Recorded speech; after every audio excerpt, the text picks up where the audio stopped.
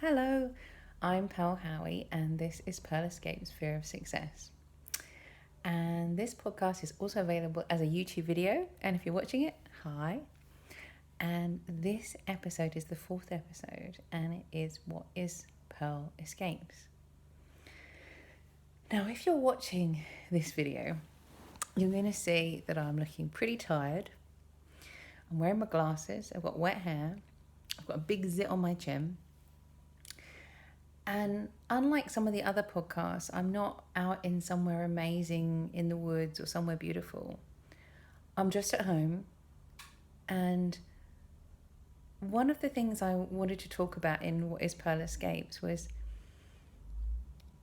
the magic that happens when we go out somewhere different, and the possibilities and everything that open up when we go out to a wild space.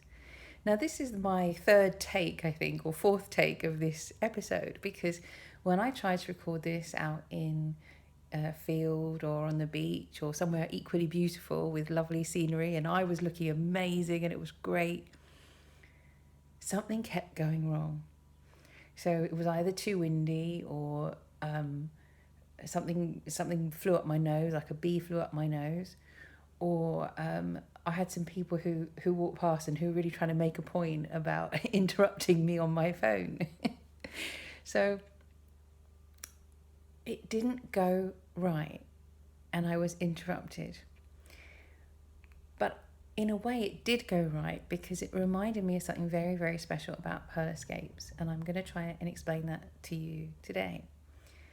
Now, I just want to reassure you, anybody who's listening or watching, that if I start talking about things and it gets a little bit confusing, a little bit intellectual, it's only going to be for a minute. Don't worry. I'll bring it back down to the basics very quickly. And it's kind of how I've learned to teach my Zumba classes, because what I find is that there's an awful lot of great basic steps that people get on with really well. And then every so often we have to do, we do a sort of, I want to call high level step, something a bit show offy, something a bit, showy. Or we do a rhythm that people find a bit difficult. So we do a little bit of that, but it's mainly the basics. So don't worry, it will bring it back and hopefully this will be something that you guys can follow. So what is Pearl Escapes? Well, on the one hand, I know exactly what it is. And on the other hand, I've got no idea, because Pearl Escapes is my business, it's my brand, if you like, and I'm still working on it. I've been running it for 10 years and I'm still working on it. And it started from a desire to share really great things. I went off with my sister on holiday and we said, wow, wouldn't it be great if we could share all this stuff, and this was our job and we got to just do all this stuff and share it. Sounds really good, right? And that's what I set out to do, and I started a website, and then I started teaching Zumba fitness, and then I started writing books, and things just started taking off and taking me in directions that I didn't really expect. So, for example, doing more and more Zumba fitness and traveling, but also being introduced to all kinds of healing and new ways of thinking about things. And in a way, the more I sort of travelled and drifted off from, what was my life, the more I came back to my real life, what felt really natural to me. And one of the things that happened when I started Pearl Escapes was that I ended up quitting my job. And it really was just that I got to a place of just not being able to put myself through it anymore. And that was in 2010, and I had been in that job for 3 years, and I'd been there through the whole recession, and it was a financial company. And so I know an awful lot about finances and financial things and economy and all that kind of stuff. And I actually written another book about that, which is called All Empires Fall, if you're interested. And I'm not going to go into it in detail now. But for many people at that time, when I said I was quitting my job, that was a huge shock. And I always remember when I went in on a Monday morning to speak to my line manager and I said, I'm quitting my job. And he said, no, you're not. And I said, yes, I am. He said, well, why? And I said, because I hate my job and I'm miserable. And he said, but we all hate our jobs. That's no reason to quit. And that was the thinking in 2010, because we were still in a recession. And I guess one of the reasons I'm sharing that now is because we are starting to get a lot of, recession thinking, which is, you mustn't make mistakes. You must hold on to what you've got. And I know when I stepped out, I stepped out from a very secure, well-paid job. It wasn't the sensible thing to do. It wasn't the wise thing to do, from most people's point of view. But I knew in that moment that the job was killing me, and not in a intellectual way or a what's the word, existential way. It was literally making me very ill. And I knew that if I stayed there, I would have no quality of life. And I know that sounds very decadent to say it when we see what people are going through at the moment. And I, forgive me if that sounds, what's the word? Selfish. Because I know, I have a lot of people around me who are have a lot of health problems. And when I talk about quality of life, I know that they have a much, they have a lot more challenges than I do. But at the same time, I have compassion and I understand that people who are in jobs, which to the outside world might look really tempting and really great, might be suffering a great deal while they're looking very successful from the outside. So anyway, with Pearl Escapes, I kept it kind of loose. I didn't want it to be just about travel, just about fitness, just about massages or food. And I wrote about all those things. And after a while, I realised that what I was really doing was doing the things that made me feel alive. And the wonderful thing was when I looked around and I was doing that for other people, I was helping them feel alive too. And it's amazing how, in the last 10 years, I've also gone and studied with amazing teachers and gurus around the world, some of the, the great thought leaders of our time. And the interesting thing is when I did that, it all came back to the same thing, that the greatest spiritual practice is always being able to feel alive. Because, as they say, so many of us are walking around, we are alive, but we don't feel alive. And honestly, that's exactly how I felt in my job, that I was going through the motions, but I wasn't truly living. And two things had kind of happened, and I'm going to talk in this series about romantic relationships, so I'll just touch on that. And I'd actually broken up with somebody in, I think it was 2007, and it took me a really long time to get over that person. And so that kind of staying in a job that was just going through the motions, part of it was just because I was actually grieving, and there was, it kind of kept me together, getting up, getting on the train every day. It kind of kept me sane when I may have otherwise fallen apart. But another thing that happened is when I quit my job, and this is very spooky, and this is one of the things about Pearl Escapes, is a lot of the times things happen that are very unusual. And one of the things that happened was an ex-boyfriend of mine, I'd quit my job and I had a 3-month notice period. And I remember texting him and saying, I've quit my job and I'm going to China. That was just a 10-day holiday. But he had quit his job and gone travelling around the world. So I texted him and I was saying, well, look what I'm doing. And he wrote back and sent me some nice advice. And then he was killed in an accident during that time. And so the day that I quit I finally left my job, which I had a 3-month notice period, was the Friday, and his memorial service was on the Saturday. And I travelled, I got in my car and I drove off to Wales to his memorial service. And yeah, it was really difficult, and it was a moment of just a lot of things making sense and not making sense, and letting go of an old life and starting to connect with a new life and a new way of being. And I'd gone and I had, I think one night booked, and then I ended up staying another night and then driving somewhere else and staying another night. And it was interesting that kind of travelling would eventually become very natural to me. And it was kind of what he had done. And in letting go of that old life, what I was starting to do was understand healing and understand drifting through and getting through that time and that bereavement, in the end taught me an awful lot. And I had to reach out for healing. I had to reach out to find ways of getting through, and I learnt an awful lot. And so that escape thing of going out and finding all these beautiful, great things was really helpful to me.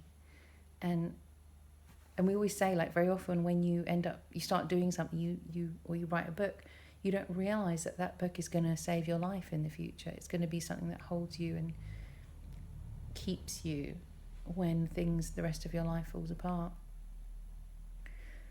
So one of the very special things about Pearl Escapes and about escapes, the way that I view them, is there's always something unknown. There's always a possibility of something unusual happening.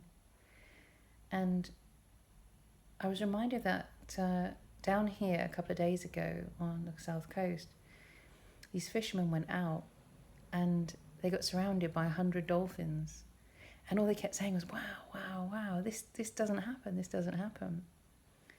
And actually that's something that's happened to me. Like, a lot of times when I've been traveling, animals have come along, strange things have happened. And people always say, this never happens. But it's the kind of thing that can happen when you leave harbour. When a boat leaves safe harbour, you embrace the unknown and you fall in love with the unknown and you allow possibility into your life. And it's the opposite of trying to control everything. If I had bags of money, I would be doing this podcast. I would be doing all kinds of things in a sound studio, and there would be no, nothing weird would ever happen, and it would all be like, you wouldn't get a weird occurrence, which happens to me all the time when I'm trying to do videos and podcasts. But one thing that I've learned is, and it's very interesting because when I started studying, I studied maths, and I loved maths because it was so black and white, and it was really clear and understandable, and all you had to do was figure out the sums. It was really good. And then I went to university and I started to study imaginary numbers and quantum theory. And I hated it. I absolutely hated it because it requires imagination. It requires creativity. And one of the things that physicists and people who study quantum theory have learned, for me, I always say it's a bit like trying to bend my mind, and my mind wouldn't bend that way. It didn't want to bend that way. It didn't want the possibilities. It didn't want the unknown. And it was just, my brain hated it. And the funny thing is that as I've sort of learned and grown and changed, I've realised actually my mind does bend that way, because you have to learn to bend it when you're doing, when you're working in life, you're working with the paradoxes of life. And when you're working with the unknown.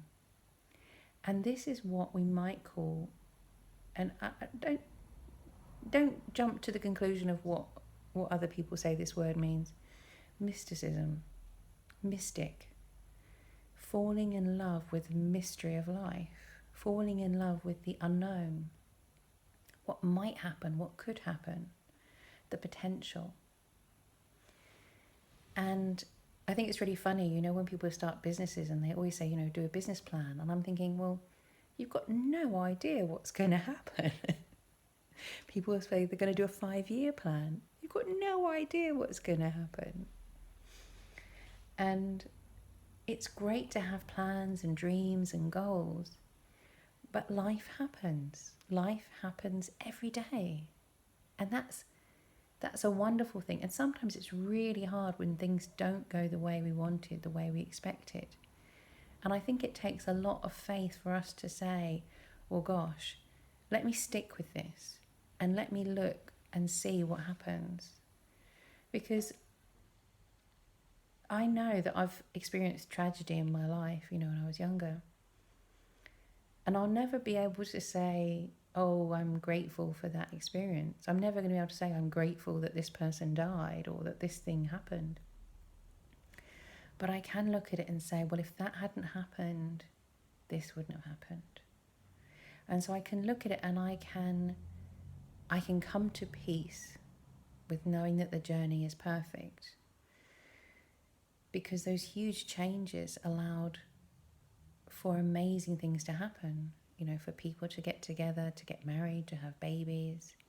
And those children wouldn't be alive right now if it wasn't for tragedy.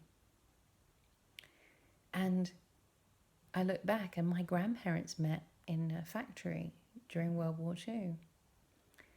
And I think, gosh, you know, if World War II hadn't happened, my parents would never have met. Sorry, my grandparents would never have met. So my mum would never have been born. And my parents would never have got together, and I would never have been born. So when we look at it like that, there is always magic in the strange things that happen in life, no matter how much they might hurt us at times. And for me, that's faith, and having faith that when I feel the instinct to go out for a wander or to go and get on a plane and go somewhere different or move into a house, that there will come a moment when I realise why. Or even I don't realise why, but I have trust and I have faith that everything happens for a reason. And I just want to bring this back to the fear of success.